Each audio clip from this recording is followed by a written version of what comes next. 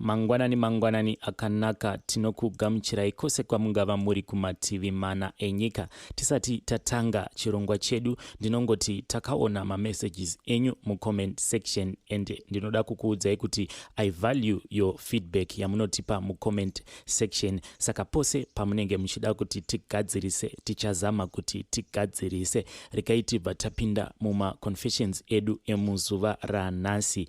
Anzi please hide me. Inini I am a girl aged 23. Ndanetsekana nenhau spiritual husband. Mukoma nashi life yangu iri kurwadza. Ndaigara naamai vangu kumusha uye nevaning'ina vangu. Zvakadaro amai vangu vaisandifarira zvandaiona. In fact vainge vakandivenga pakugarisana. Vanotuka tukai henyu nekuti hamungazvinzwisise. Zvekuti ndakasvika pakutukwa kunyangwe nevaning'ina vangu. Vaindisvipira mate chaiwo. Ndichimuka ndaivati good morning asi vainyarara. Vaizondipopotera kuti sei usina kundimutsa.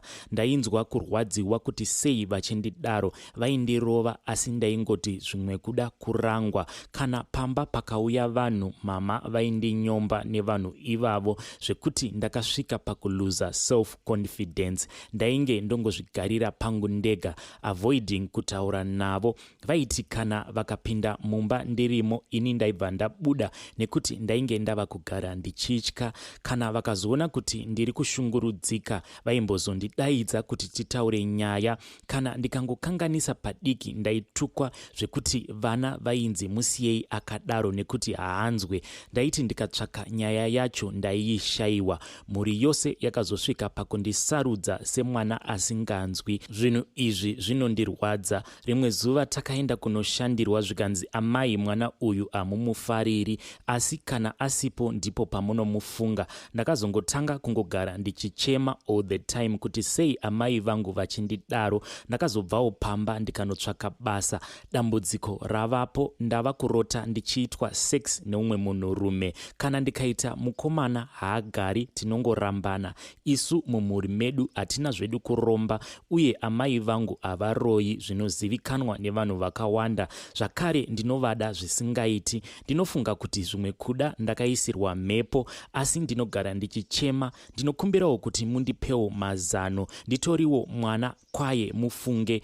Ivo kana ukatovabvunza vanoti pavana vangu uyu ndiye mwana akadzikama, asi ndashaya kuti mweya wekusandida kundiona unobva kupi. Please ndinokumbirawo kuti mundinyaradze nemashoko anovaka. Ndiyo yanga iri nyaya yahaidhi. Regaitibva taenda panyaya yedu inotevera. Hanzi hello mukoma nashi, please post for me as Haidhi. I seriously need advice. I am a lady aged 31. I am married with 2 kids from my previous marriage. The girl is 13 and the boy is 6. Ndakasiyana na baba vevana ava because he was very abusive and aggressive even pamberi pevana. And I later got married and my new hubby is a very nice and humble guy. He loves my kids and my kids also, they like him more than their biological father.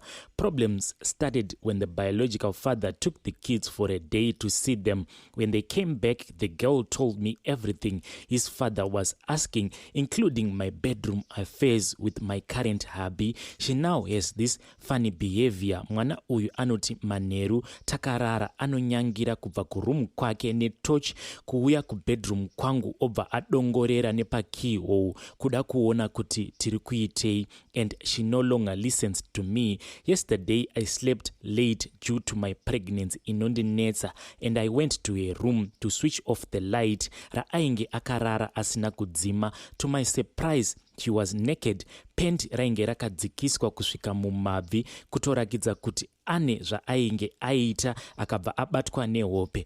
And it's my first time seeing this, and hubby was the first to notice this behavior yemwana uyu akabva anditi ndimutsuure before it was too late. I don't know vedwe kuti zviri normal here izvi zviri kuitwa nemwana uyu, and she is only 13 years. I am really shocked nezvaari kuita. Sorry nekurebesa nyaya yangu, but I need advice kuti what can I do. Ndiyo yanga iri nyaya yaHaidhi. Regai tibva taenda panyaya yedu inotevera. Hanzi Elon Nashi, please post for me. Yangu haisi confession. I need advice because my husband is cheating on me. Habvi pafoni kusvika kuma 12 am anenge angori pafoni. Dzimwe nguva anokwanisa kuita 4 consecutive days achizopinda mujira na 12 am anenge angori paWhatsApp. Kana iri weekend haumuoni pamba, anokwanisa kubuda pamba Saturday morning, unozomuwana Sunday 8 p.m. apa pose apa anenge ari offline.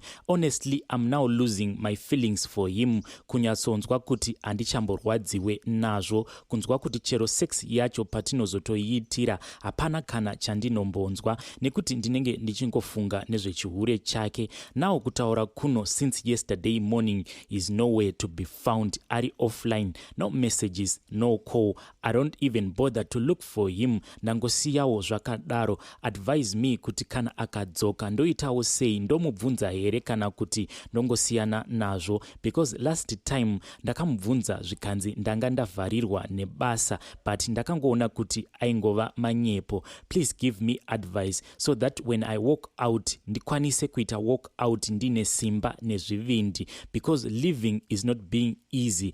A lot is forcing me to stay. I know kuti people will judge me, but I am in a corner. I really need advice. Ndiyo yanga iri nyaya yavahanzvadzi vedu ava. Regai tibva tapinda panyaya yedu inotevera. Hanzi makadii mukoma Nashi, please chitupa changu vigaiwo. Ini ndinodawo kureurura upombwe wandakaita. Murume wangu ndakamubatira messages from girlfriend, then ndakabva ndamubvunza iye achibva andirova zvisingaite. Then after that fight ndakaona kuti ndinokwanisa kuzofira pamba pano, then I decided to leave, asi iye akaramba. Takagara hedu asi ndainge ndichingomuvenga mumoyo. Then I decided to cheat on him. I slept with another man for about 2 times. Ndinodawo kuti Mwari vandiregerere pane zvose zvandakaita. Akazouya hake akakumbira ruregerero, ndokubva ndamuregerera. Asi imwe nyaya yavapo ndeye kuti handina mafeelings nemurume wangu. Chero pandakachita hapana kana chandakambonzwa. Ndava kutoita zvekuona mapono kuti zvindiitirewo mubedroom. Dzimwe nguva ndinokwanisa kutoita riri bonyora chairo, asi ndava nekanguva mbichana ndisingaone mapono awa. Ndinongoti Mwari dai vakwanisawo kundiregerera pamusoro pezvivi izvi zvandakavaitira, uye ndinodawo kutanga gore idzva zvakanaka. Zvinhu izvi zvakaitika muna 2021, asi izvi zvepono ndaizviita pano neapo. Ndinongonamata kuti Mwari dai vakwanisawo kundipawo mafeelings angu back. Murume wangu anotombondibvunza kuti uri kunakidzwa here? Ini ndinongoti but hapana chandinenge ndichinzwa. Zvinondirwadza mufunge kuti ndinenge ndichingomunyepera. Please notify me kana mazoposta ndikwanise kuzoteverera mucomment section. Ndiyo yanga iri confession yavahanzvadzi vedu ava. Hanzi ndinoda kureurura kuti ndakaita cheupombwe.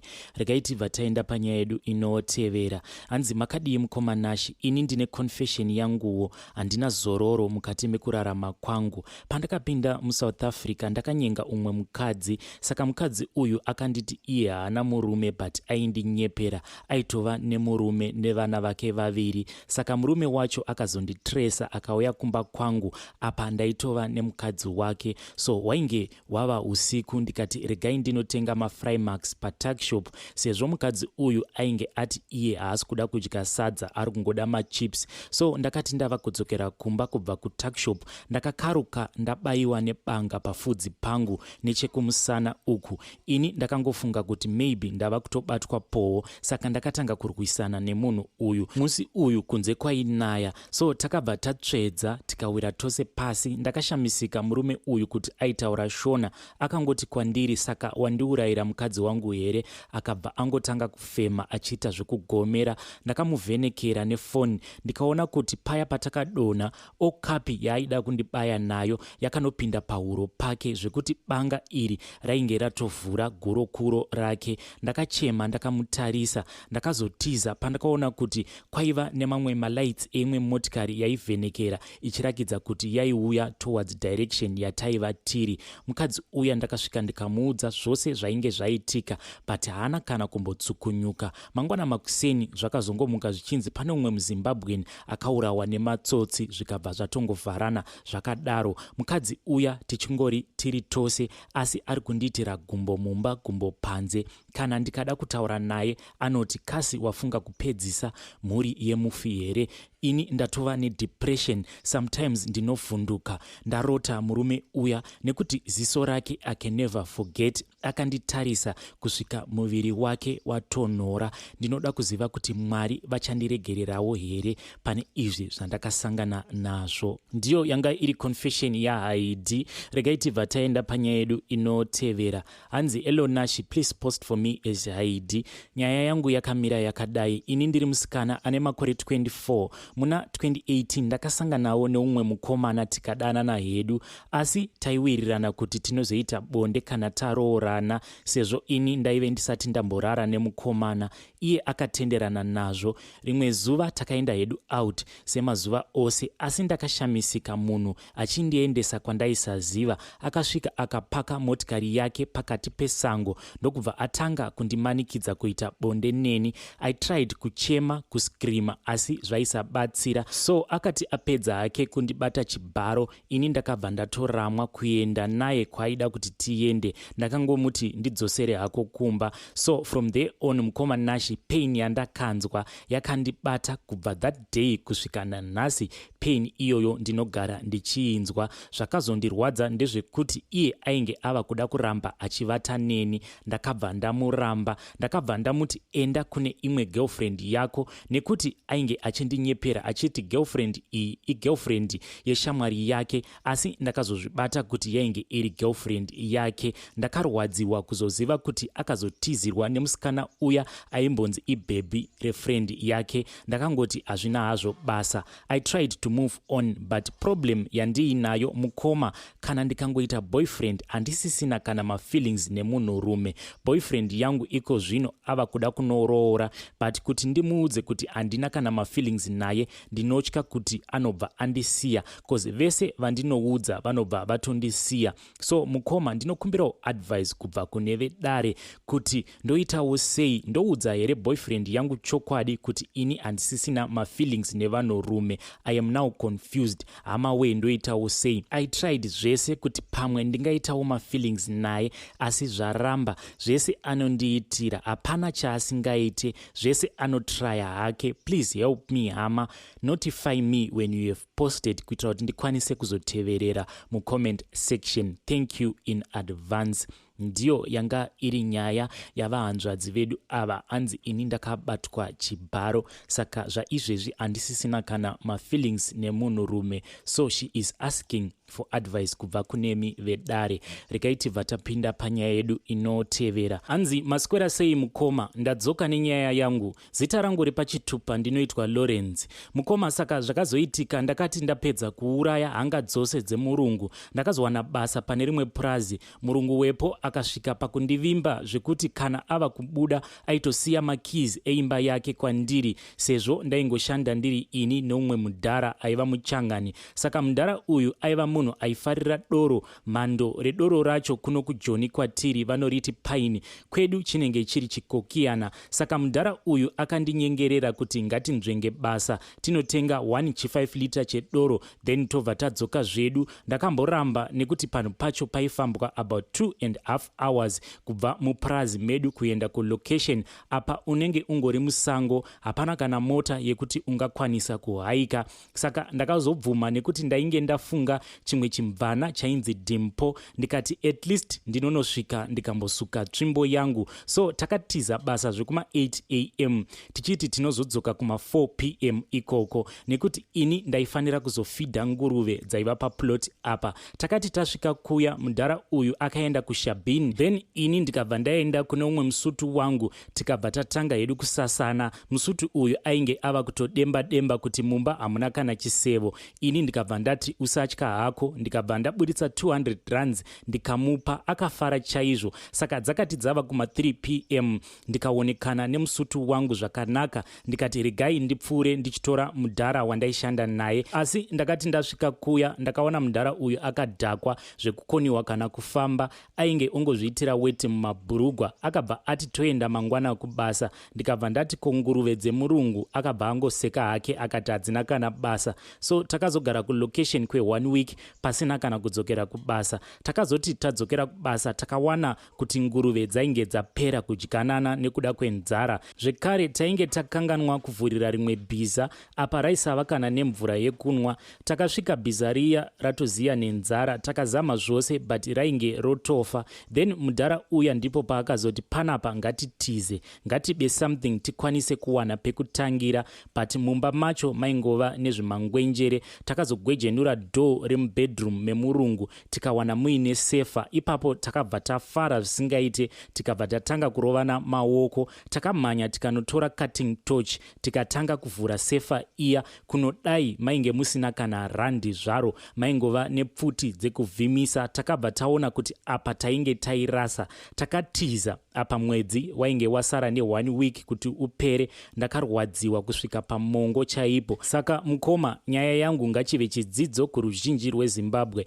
kuti usabvumira kupfurirwa pabasa nekuti unozvirasisa makomborero ako. Ndichazokuudzai nyaya yeumwe murungu akauraya muZimbabweni akabva atanga kupenga. Ndiyo yanga iri nyaya yamukoma Lawrence. Regai tibva taenda panyaya yedu inotevera. Hanzi elo mukoma Nashi, ndinovimba kuti ndichawanawo rubatsiro. Ndiri musikana ane makore 22. Ndakakura ndichigara nevabereki vangu nevanin'ina vangu. Upenyu wainge wakaoma. Amai vangu ndivo vaiita zvekutengesa madomasi kuti tikwanise kuenda kuchikoro. Ndakazokwanisa kupedza O level nemari yemadomasi. Dzimwe nguva ndini ndaienda kumapurazi kunotengesa kana amai vasinganzwe zvakanaka. Ndaigona kuenda ka2 per week kuchikoro nenhau yekuti ndinenge ndichibatsira amai. Baba vangu mari yose yavanenge vabata vaitenga doro nefodya. Taigara mu1 room. My father was so abusive. Vairova chero usina zvawaita. Pamwe pacho taitorara panze topinda mumba kwaedza,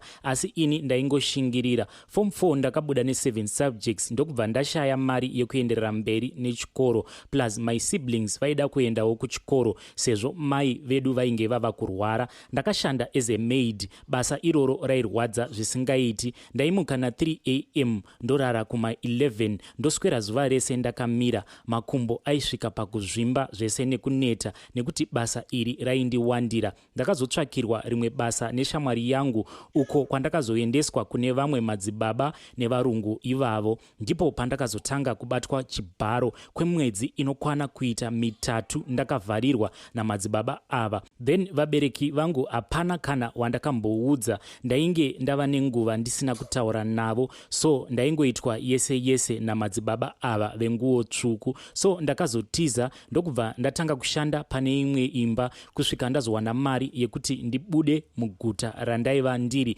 nekuti ndainge ndavimbiswa kuurayiwa namadzibaba ava. So dambudziko ravepo ndine mazipundu kuzasi kwangu uku nemukati. Kana ndikaita weti ndinonzwa kunge ndiri kupiswa nechemukati umu. Now zvatova nenguva zvaitika, asi ndiri kurwadziwa kusika rudzi kwangu. Vakomana ndaedza asi kungorwadziswa chete. Ndava ne2 years ndiri maid. Ndaneta, hapana kana chandinoita chine musoro. Dzimwe nguva kana ndikatenga foni ndinobva ndangoona kuti foni yacho sometimes inongomuka yakafa. Chese chandinoita muupenyu zvinonzi madzibaba ava vakandiisa case. Ndaneta, muviri wangu wava kurwadza, mapiritsi ndanzwa nekupiwa. Ndakaenda kuHIV test ndikabva ndanzi ndizodzoka nekuti ndichiri pawindow period. Now masiblings angu akamirirawo ini. Amai vangu vari kurwara, ndini ndiri kutenga mapiritsi nefood. Baba vangu vakabatwawo TB neBP. Ndinotumira zvekare mari, asi vabereki vangu vari kwakasiyana, mari yacho haichatombokwana. Ndinosvika pakushaya kana ped kana lotion zvayo, asi ini ndichishanda. Ndinokumbirawo rubatsiro kubva kumhuri yeZimbabwe, chero necounseling hayo nemashoko mashoko ekurudziro. Chero vane basa ndinokwanisa hangu kuita. Ndiyo yanga iri nyaya yemwanasikana uyu. Regai tiende panyaya yedu inotevera. Hanzi mukomanashi maswera sei, ndinokumbirawo kuti muvige chitupa changu ndikwanise kubatsirika nawo. Ini ndiri mukadzi ane makore 28, ndine vana vangu vatatu. Mazuva apfuura awo pane vamwe baba vatinogara navo musame location. Ndinongoziva kuvaona but hatina kana nyaya, so vakandiona paFacebook ndokubva vatanga kundipfimba. Ini ndakaroorwa, ndinogara nemurume wangu. Baba ava ndakavaramba ndikatovabloka kuFacebook. Kunyange tikasangana mustreet hatitombotaudzane. Then nhasi mukadzi wavo auya kumba kwangu vakawanda, vakabva vatanga kundirova veduwe. Hanzi uri hure uri kudanana nemurume wangu. Ndikati ko zvamuri kutaura makazviwana kupi? Then vakabva vati murume wangu akakuisa pamastatus ake achiti my everything. Apa inini nhamba dzacho handitomborina dzemurume wavo. Kunyange kutaura navo handitotaure navo veduwe, asi habhi wangu angotipedzeranai, then iwewe neni tichazopedzerana tiri tega. Apa inini handidanane navo, handina kana pfungwa yekuchita habhi wangu. Ndinotoshora zvechihure zvinoitwa nevamwe vakadzi. Ndoitawo sei veduwe kuti murume wangu akwanise kunzwisisa kuti murume uyu handidanane naye. Ndiyo yanga iri nyaya yaHaidhi. Hanzi pane umwe murume anogara munharaunda mandinogara. Hanzi akangotora mapictures angu ndokutoisa pastatus pake. Hanzi ndakazongokaruka ndava kutorohwa nemukadzi wake achinditi uri hure uri kudanana nemurume wangu. Saka hanzi murume wangu haazvibhilivhi kuti inini nemurume uyu hatidanane. Hanzi saka ndiri kukumbirawo maadvices. Vadiwa vateereri, neiyoyi nyaya togumira pano zvemuzuva ranhasi. Until we meet again, tongoti happy secrets and confessions.